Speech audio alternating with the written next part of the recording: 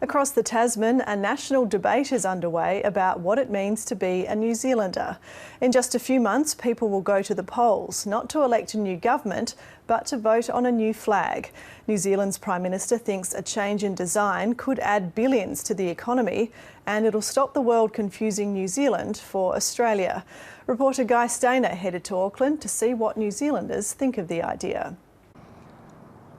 The winds of change are being felt across the Tasman, and many New Zealanders think the Union Jack has had its day.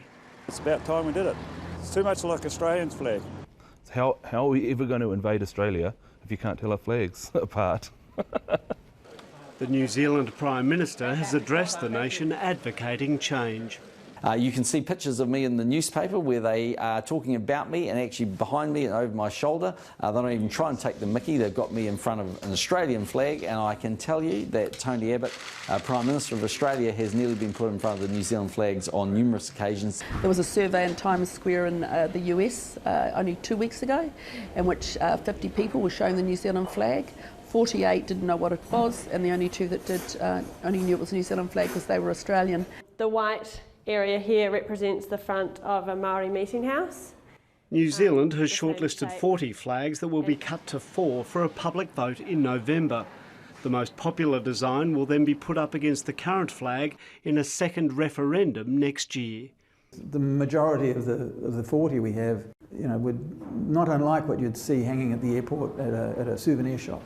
There's definitely a theme. There's a lot of koru patterns, there's a lot of silver ferns, and there was a lot of southern crosses. When you consider how it would look flying, how it will look filled and unfilled, how it will rise behind some Olympic Games, how it will look across a coffin, that makes radical designs very difficult. And any push for change could easily come unstuck. My personal issue is why are we spending $26 million on 2 referendums? I'd have to buy a new phone, you see, if they did change the flag, so maybe we should keep it.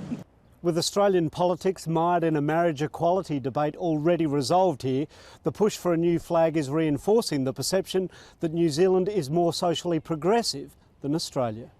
Oh, definitely. New Zealand's definitely way more socially progressive than Australia. I think Australia would probably benefit from a bit of a rebrand too, to tell the truth. But for God's sake, don't let politicians near it, of any colour or any shape. One by one, Commonwealth nations have removed the Union Jack, creating some of the world's most recognisable flags in the process. New Zealand now has its chance. The most important thing to me is that it's uniquely New Zealand. And right now, the answer's not blowing in the wind. Guy Stainer, ABC News, Auckland.